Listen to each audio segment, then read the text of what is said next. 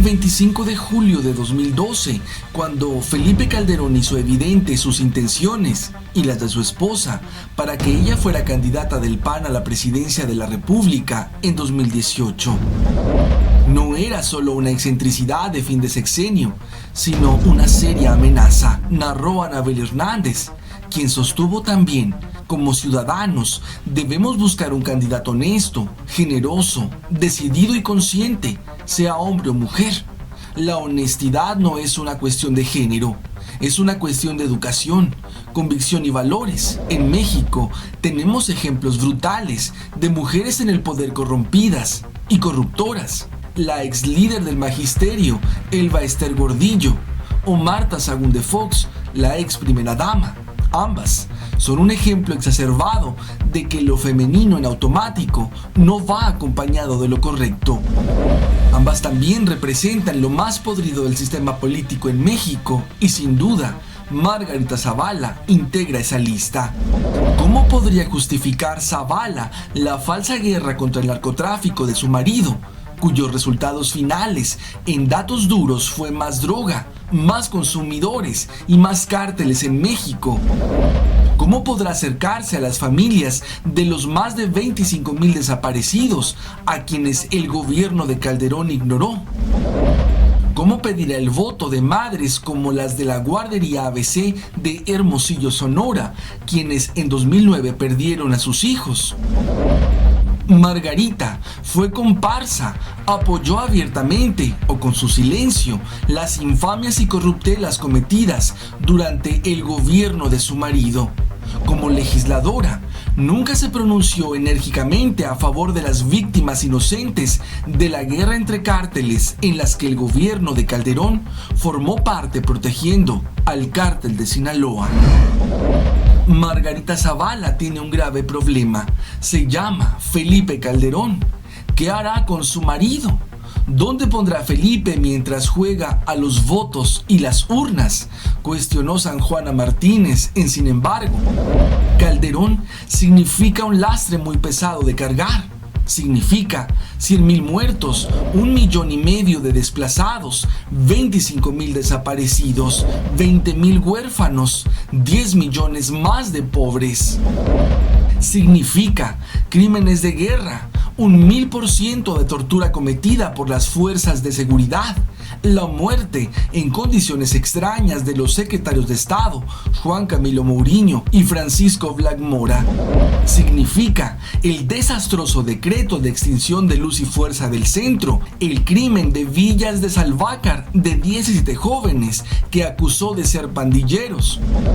Significa la corrupción de la Estela de Luz, la suspensión irregular de Mexicana de Aviación, 72 migrantes ejecutados en San Fernando, Tamaulipas. Significa la proliferación de casinos para blanquear dinero negro, 52 muertos del Casino Royal. Significa también la reelección de los líderes sindicales empedernidos, Elba Ester Gordillo y Carlos Romero de Champs. En fin, Felipe Calderón es la viva representación de la descomposición del sistema político mexicano. Durante el sexenio de Calderón se conocieron niveles insospechados de barbarie. Se registraron más decapitaciones que durante la Revolución Francesa.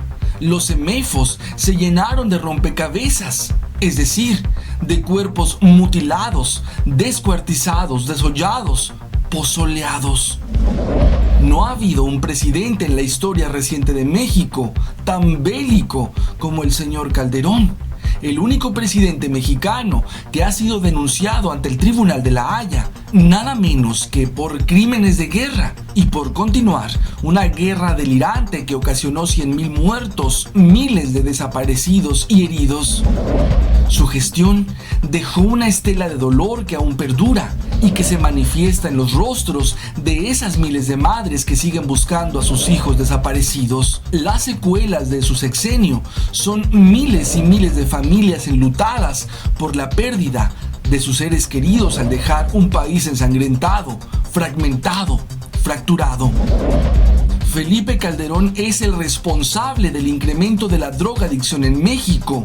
La droga, que normalmente pasaba por territorio mexicano, durante su mandato se empezó a quedar y así creció vertiginosamente el narcomenudeo.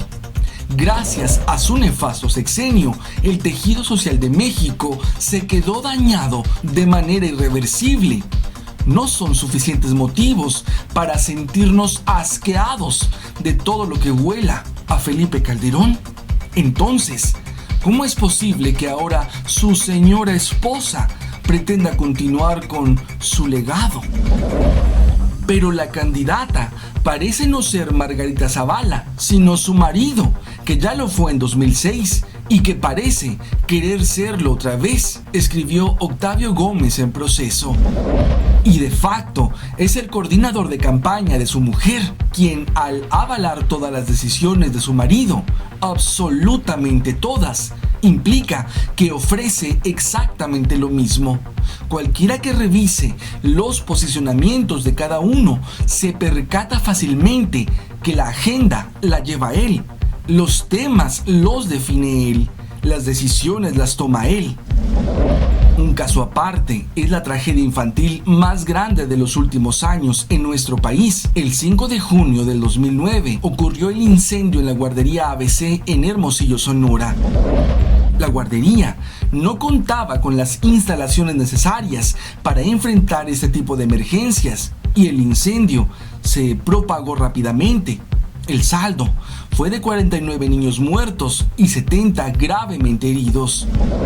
La ABC era una guardería subrogada, es decir, el Instituto Mexicano del Seguro Social, dependencia del gobierno federal, cedió su operación a un grupo de personas a nivel privado. Los beneficiarios de esta subrogación fueron personas directamente vinculadas con la cúpula gobernante en México. Uno de ellos era prima de la entonces primera dama de este país, Margarita Zavala, quien era socia fundadora de la guardería ABC.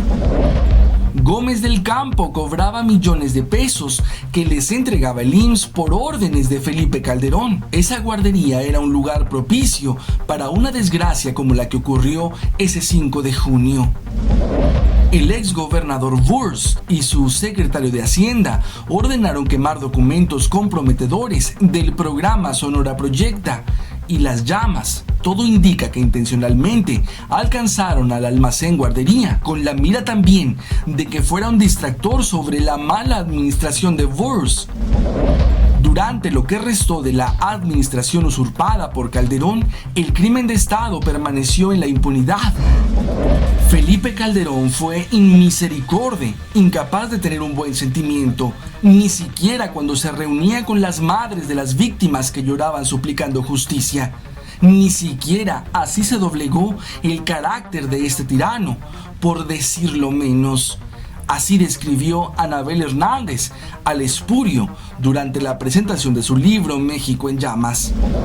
Calderón inició su mandato bajo la sombra de la ilegitimidad y terminó dejando un México incendiado y apocalíptico. Convirtió el territorio nacional en un llano en llamas, donde hay más pobreza, menos calidad educativa, menos empleo y menos vida.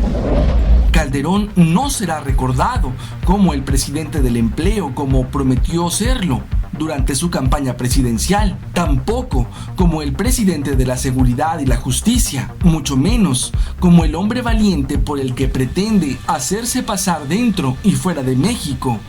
Será recordado como el presidente del exterminio, el Atila mexicano, que todo lo que tocó lo corrompió, lo destruyó o lo aniquiló, y quien lo único que fue capaz de dejar a su paso fue tierra quemada, dolor, muerte. Felipe Calderón se fue con el enfermizo sueño de volver al poder a través de su esposa, Margarita Zavala, y pareciera que nada podrá detenerlo. Y a pesar de ser un México sin memoria, nunca debiéramos olvidar quién fue al final de cuentas el verdadero peligro para México.